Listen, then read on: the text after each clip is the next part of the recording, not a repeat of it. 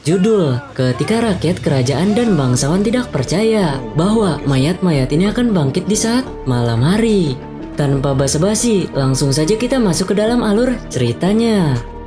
Episode 2 dibuka dengan memperlihatkan Yang Mulia bersamakan Muyong yang merupakan pengawal pribadinya yang setia. Saking setianya, Muyong bahkan rela meninggalkan istrinya yang kini sedang hamil pasca digas olehnya tempo lalu. Pasca berkemah dan beristirahat, keesokan harinya keduanya pun melanjutkan perjalanannya ke Julhon dengan berkuda. Namun setiba di Julhon, tiba-tiba saja situasi berubah menjadi hening. 이상하지 않느냐? 에? 너무 고요하다. 아까부터 벌레 소리조차 들리지 않는구나.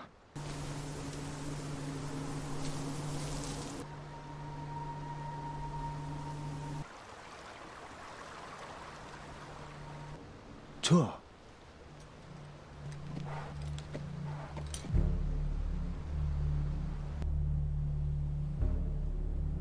제대로 찾아온 것 같긴 한데 이건 치곤 좀 이상합니다.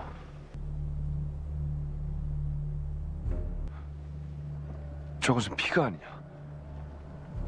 Keduanya bingung dengan apa yang telah terjadi di klinik ini, klinik tempat Tabib Li tinggal. Untuk mencari tahu mengenai apa yang terjadi, Muyong akan membuka blokadenya terlebih dahulu melalui pintu utama. Tapi sayang, pintu utama diblokir dari kedua sisi, baik dari sisi luar maupun sisi dalam. Mau tidak mau, Muyong pun harus memanjatnya.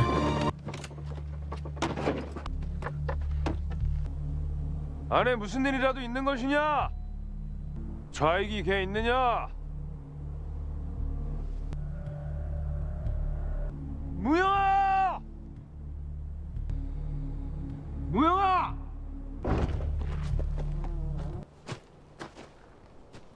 Di dalam, mereka diperlihatkan oleh sebuah pemandangan yang tak biasa, yang dimana bambu runcingnya ini dipenuhi oleh banyak darah. Tidak hanya di bambu runcing, terdapat juga bercak darah yang menempel di lantai. Muyong serta Yang Mulia lantas menduga bahwa hal buruk pasti terjadi di sini. 여기 있는 사람들에게 아무래도 무슨 큰 일이 벌어진 것 같습니다. Namun tiba-tiba saja Yang Mulia menginjak sesuatu yang membuatnya terjatuh.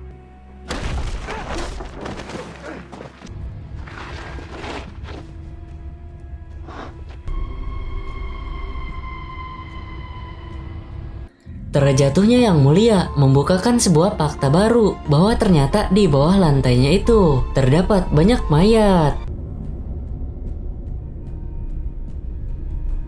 Singkat cerita, Yang Mulia telah melaporkan kejadian ini kepada warga setempat dan kini proses evakuasi pun dilakukan.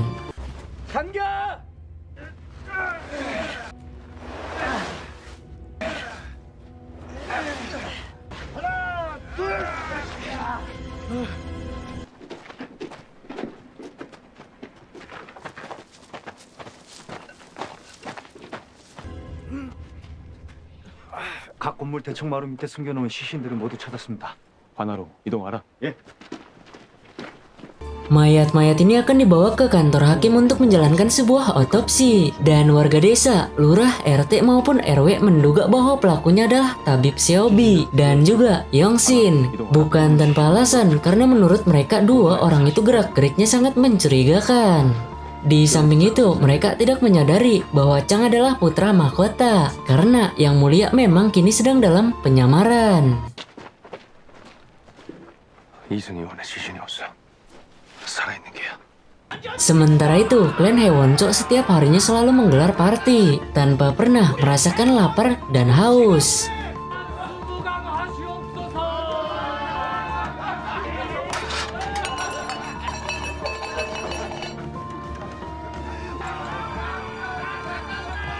Gak heran sih kenapa ada yang namanya korupsi. Karena ketika ada kesempatan untuk korupsi, hanya ada dua pilihan, mau atau menolak. Ya paling ujung-ujungnya rakyat kecil yang sengsara. Mungkin negara Wakanda cocok kali ini menggunakan sistem hukum kerajaan, di mana para koruptor dihukum seberat-beratnya, bukan malah dilindungi. Di saat tengah party, bawahan mereka atau babu mereka mengabarkan bahwa ada hal buruk yang menimpa warga di desa Jilhon.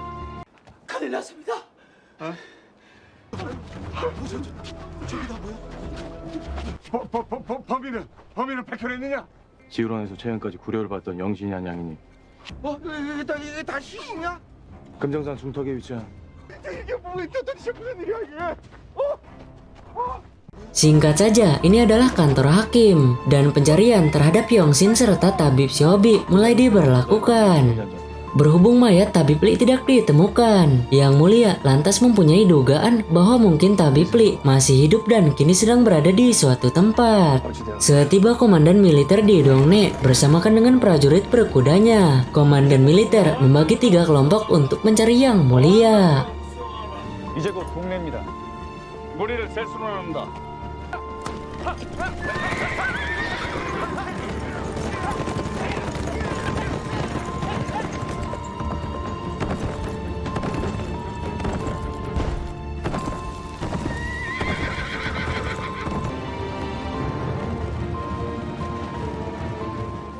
Scene kita alihkan ke istana kerajaan dengan memperlihatkan para pengawalnya dengan membawa sesuatu seperti mayat.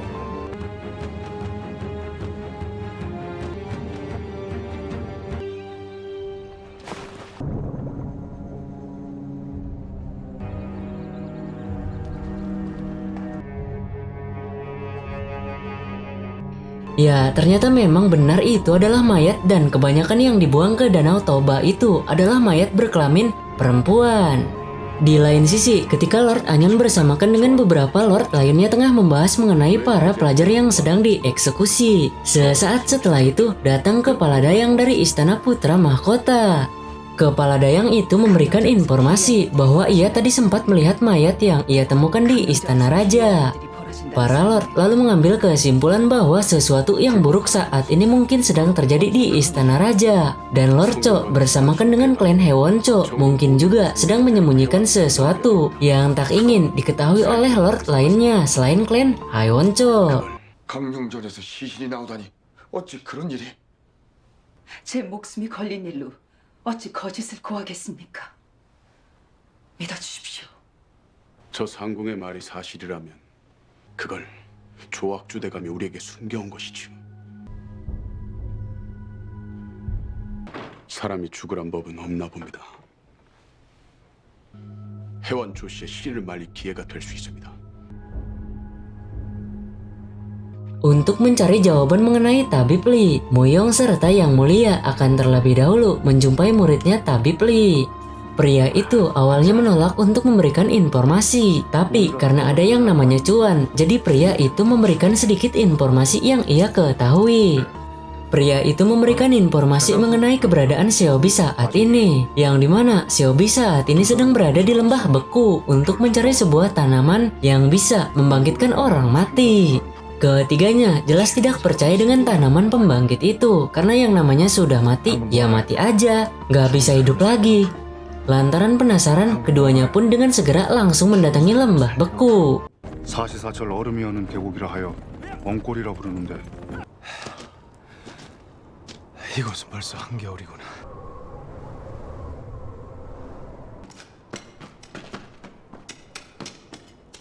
네가 지우런 섭이라는 의녀냐? 괜찮다. 나와 보거라.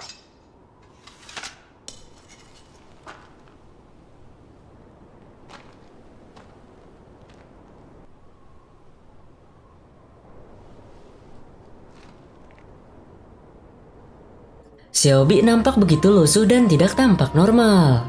Yang Mulia lantas bertanya tentang keberadaan Tabib Li.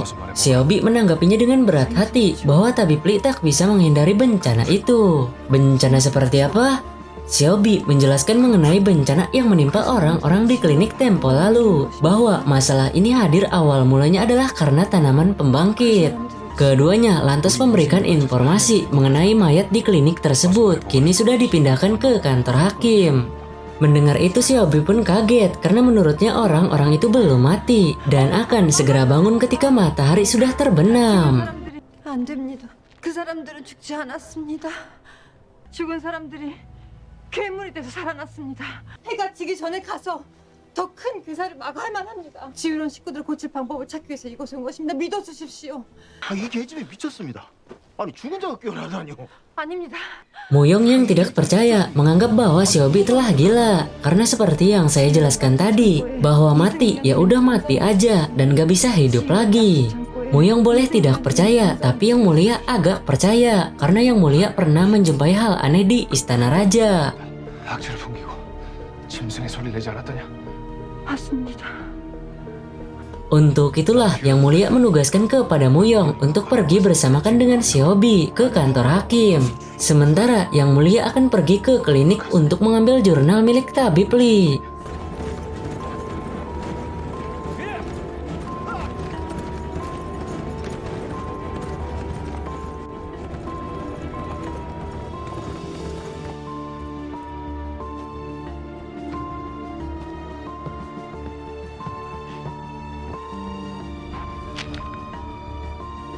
이것을 찾으러 오신 겁니까? Sial, ternyata Yang Mulia sudah disambut oleh Beom Il. Yang Mulia terheran-heran bagaimana bisa Beom Il mendapati jawaban tentang keberadaannya. Beom Il membawakan surat perintah dari Paduka Raja mengenai penangkapan putra mahkota atas dasar pengkhianatan. Beom Il tak ingin berbuat kasar jika putra mahkota menuruti apa yang menjadi tugasnya. Tapi sebelum itu, putra mahkota menanyakan apakah kerajaan ini masih mempunyai raja? Dan jika iya, lalu mengapa Tabib Li menggunakan tanaman pembangkit untuk ayahnya? Secara logika, pertanyaan itu memberikan sebuah arti bahwa Paduka Raja telah meninggal dunia. Sembari menangis, Yang Mulia memberikan pernyataan bahwa Beom Il dan ayahnya maruk akan kekuasaan. Sehingga klan Hewonjo melakukan cara licik dan jahat untuk merebut kekuasaan. Mendengar itu, Beom Il pun kesal dan langsung mengacungkan pedangnya. Tak takut dengan pedangnya yang kecil itu, lantas Yang Mulia pun langsung mengacungkan pedangnya juga. 벌어지는 이제 너희를 단죄할 것이다. Adu pedang pun dimulai.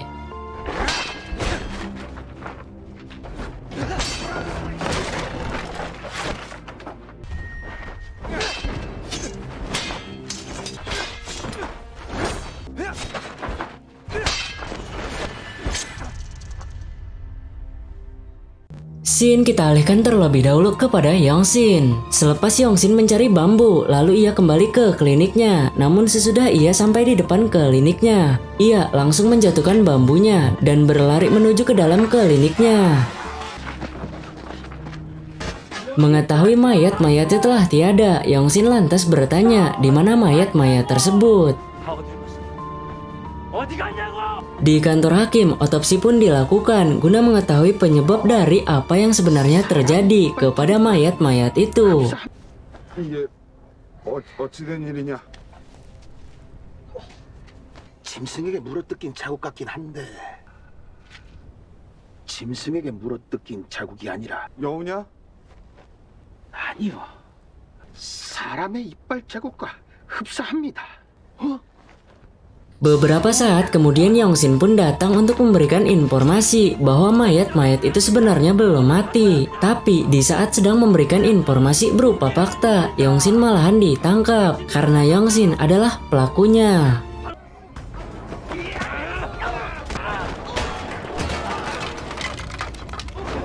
당장 잡아! 이자들은 죽지 않았습니다! 제 말을 좀 믿어주십시오! 이제 곧 일어나 사람들 공격할 겁니다!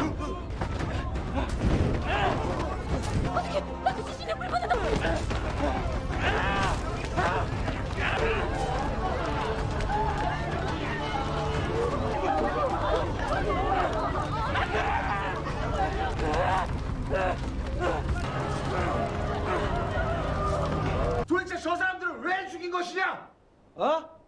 해가 지기 전에 모두들 피해야 합니다. Menjelang maghrib, interogasi terhadap Yongsin pun masih diberlakukan. Dan Yongsin tetap berusaha kekeh dengan menyatakan bahwa mayat-mayat itu akan bangkit segera setelah matahari terbenam.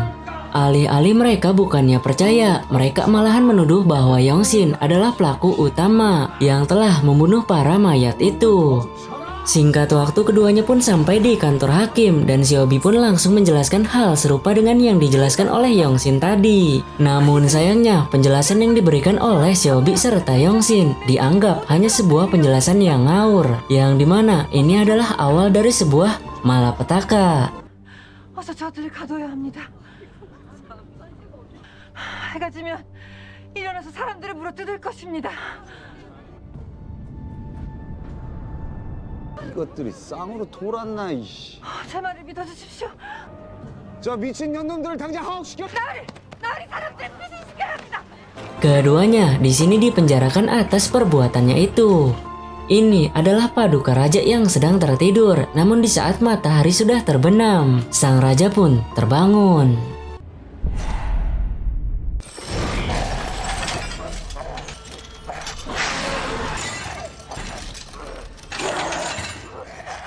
Hal serupa juga terjadi di kantor hakim, di mana mayat-mayat yang tadinya hanya diam dan sekarang mayat itu bergerak. Yang jelasnya hal ini membuat kepanikan di antara semua yang menyaksikan. Shin beralih dengan melanjutkan duel sengit antara putra mahkota dengan komandan militer.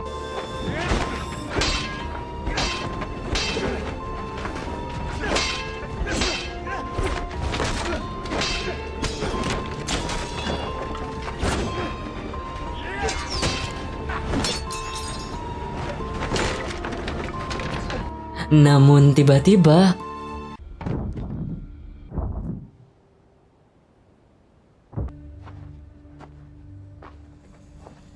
mendengar itu, kedua babunya pun langsung mengecek sumber suara itu.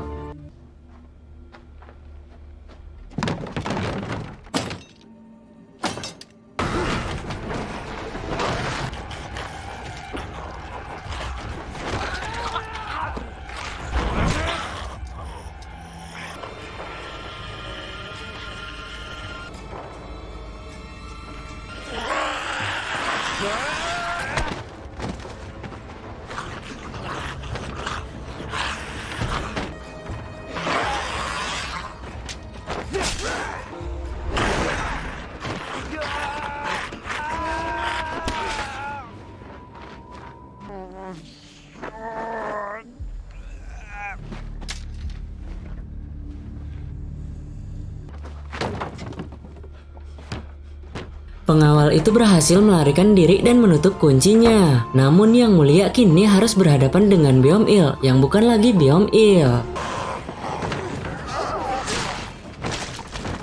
Yang Mulia berhasil lolos untuk saat ini, tapi bukan berarti dapat lolos di kemudian hari.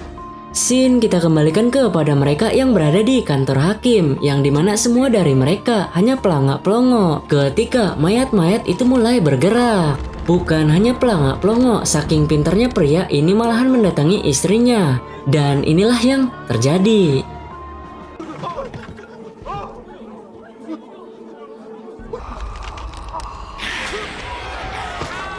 Ya, pria itu langsung dicium oleh Brody. Seketika situasi yang tadinya kondusif namun berubah menjadi kepanikan karena para mayat telah berubah menjadi zombie.